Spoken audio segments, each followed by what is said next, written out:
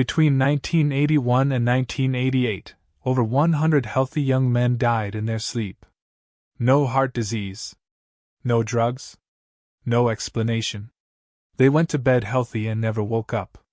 Autopsies found nothing. Medical examiners were baffled.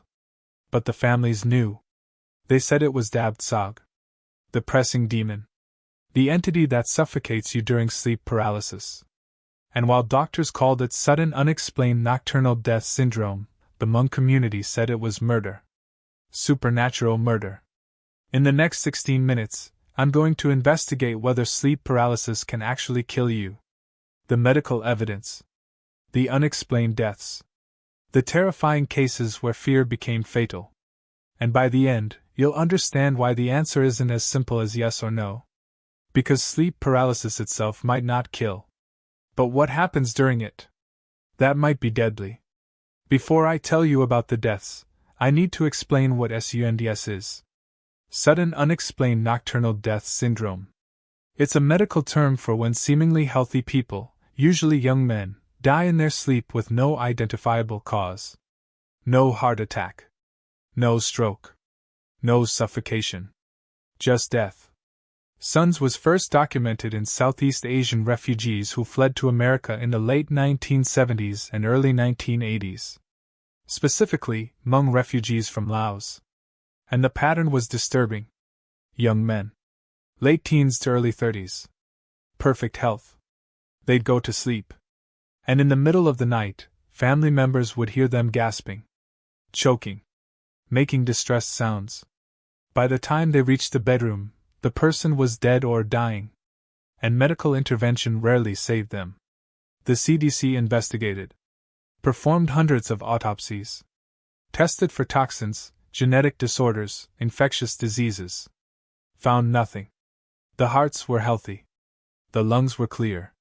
The brains showed no abnormalities. Yet these men were dead. The medical establishment was stumped. But the Hmong community wasn't. They knew exactly what killed them. Dabd Sog. The spirit that sits on your chest during sleep. Crushes you. Suffocates you. And if you're not strong enough to fight it off, it kills you. This wasn't a mystery to them. It was spiritual warfare. And they'd been losing young men to Dabd Sog for generations. But now it was happening in America. In hospitals with advanced medicine. And still, no one could stop it. Now I'm going to tell you about the connection to sleep paralysis. Because the symptoms families described match sleep paralysis perfectly. The victims would wake up gasping.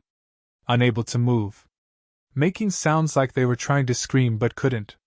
Clutching their chests. Eyes wide with terror. This is classic sleep paralysis. The paralysis. The chest pressure. The fear. The inability to vocalize. But sleep paralysis doesn't kill people. You wake up. You break free. Your heart might be racing, but you survive. So why were these men dying? What was different about their episodes? Keep watching because the answer will terrify you. The key is in the heart. Researchers eventually discovered that many SUNDS victims had a genetic condition called Brugada syndrome. It's a cardiac disorder that affects the electrical signals in your heart. Normally, your heart maintains a steady rhythm. But with Brugada syndrome, under certain conditions, the rhythm becomes chaotic. Arrhythmia. Ventricular fibrillation. Cardiac arrest. And here's the terrifying part. Stress triggers it. Extreme fear triggers it. Adrenaline surges trigger it.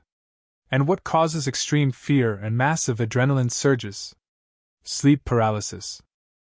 So here's what was happening. These young Hmong men had undiagnosed Brugada syndrome. Genetic. Silent.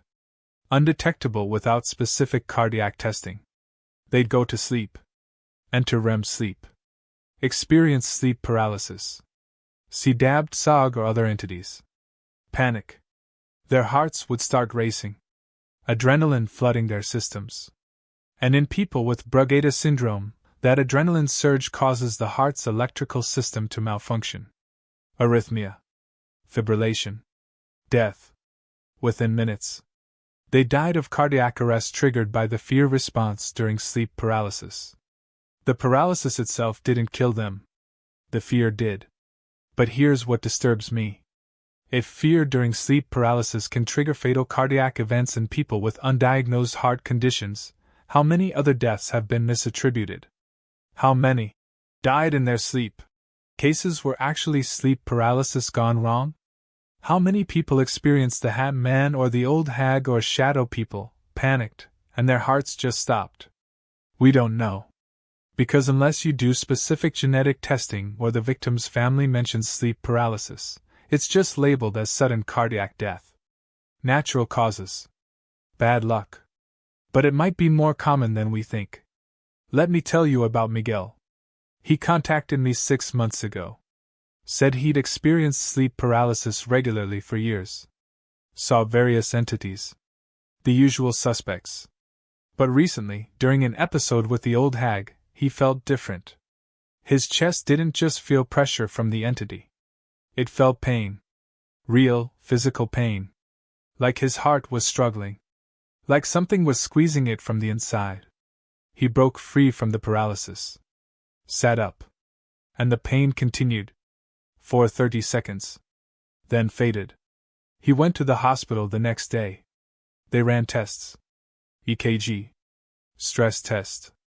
Echocardiogram. Found nothing. Told him he was fine. Anxiety, probably. But Miguel knows something happened. His heart did something wrong during that episode. And he's terrified it will happen again. And next time, he might not wake up. I told Miguel to get genetic testing. Specifically for Brugada syndrome and other cardiac conditions associated with sudden death. He did. Results came back negative. His heart is structurally fine. Genetically normal. So what happened? Why did he feel pain? Why did his heart struggle? The doctors don't know. They said maybe it was a panic attack. Maybe anxiety manifesting as chest pain. But Miguel doesn't buy it. He says it felt different. Physical. Real. And he's not alone.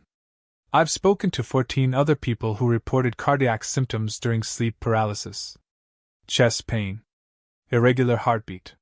Sensation of heart stopping briefly. All of them had normal cardiac workups. All of them were told it was anxiety. But they all felt like something went wrong. Like their hearts struggled to keep going during the episode. So here's the question. Can sleep paralysis kill you even if you don't have an underlying cardiac condition? Can extreme fear alone stop a healthy heart? The medical answer is complicated. There's a phenomenon called scared to death. It's real. Documented. Extreme emotional stress can cause something called Takotsubo cardiomyopathy, also known as broken heart syndrome. A sudden surge of stress hormones temporarily stuns the heart, weakens it, causes symptoms identical to a heart attack. And in rare cases, it can be fatal. Most people recover. But some don't. Especially if the stress is severe and prolonged. Sleep paralysis creates extreme stress. Your amygdala is hyperactive. Cortisol and adrenaline are flooding your system. Your heart rate spikes. Blood pressure rises. And if the episode lasts several minutes, if the fear is intense enough, could it trigger Takotsubo? Could it stun your heart? Kill you? Theoretically, yes. Practically, it's incredibly rare. But not impossible. There are documented cases of people dying from extreme fright.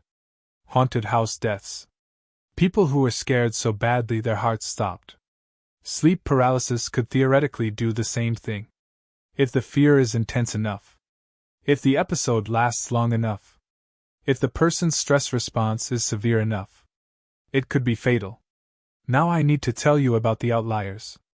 The cases that don't fit the cardiac explanation. Cases where something else seems to be happening. Keep watching because these 3 cases will make you question whether death during sleep paralysis is always medical. Or if sometimes it's something worse. Case 1. A man in the Philippines. 28 years old. Healthy. No cardiac issues. No genetic disorders. He told his family he'd been experiencing sleep paralysis nightly for 2 weeks. Seeing Badabat, the tree demon. Each night she got closer. Each night, the pressure on his chest got worse. He said he felt like she was trying to kill him. His family performed rituals, protective prayers, put salt around his bed. But it didn't stop. On the 15th night, they heard him gasping. Ran to his room. Found him in bed. Eyes open. Face frozen in terror. Dead. Autopsy showed nothing. Heart was fine. Lungs were fine. No trauma. No explanation. Medical examiner ruled it unexplained death. But the family knows. Badabat killed him. The demon crushed him. And no amount of medical science will convince them otherwise. Case 2. A woman in Brazil, 35 years old, experienced sleep paralysis twice in her life. Both times saw Pisadera, the stepper, the old woman who walks on your chest. The second time, she woke up with bruises. Real, physical bruises on her chest and ribs. She photographed them. Showed her doctor. Doctor said she must have injured herself during sleep. Rolled onto something. Pressed against the bed frame. But the bruises were handprints. Clear. Defined. Like someone had grabbed her ribs and squeezed. 3 days later, she experienced sleep paralysis again. This time, the pressure was unbearable. She felt ribs cracking. Heard them crack. Broke free from the paralysis. Went to the hospital. X-rays showed hairline fractures on 2 ribs. The doctor was baffled. How did she fracture ribs in her sleep? She told them about the sleep paralysis. The entity. They dismissed it. Said she must have fallen. Must have hit something. But she knows she didn't.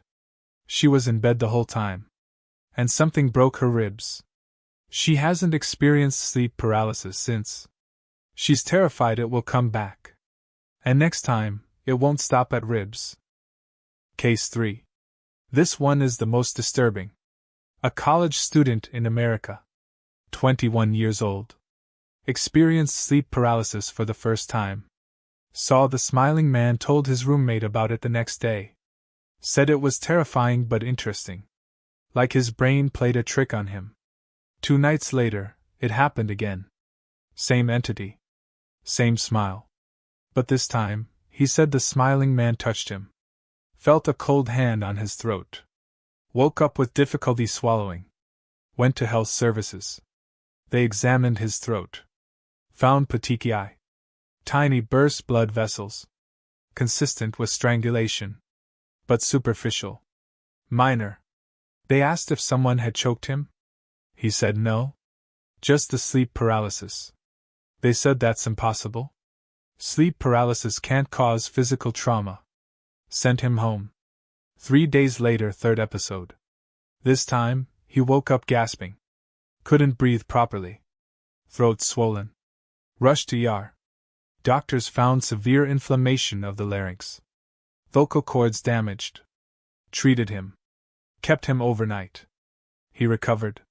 But he dropped out of school. Moved back home. Refuses to sleep alone. Says something tried to kill him. And it wasn't a hallucination. So can sleep paralysis kill you? Here's my conclusion. Sleep paralysis itself, the neurological state of REM atonia, cannot kill you. It's a temporary condition.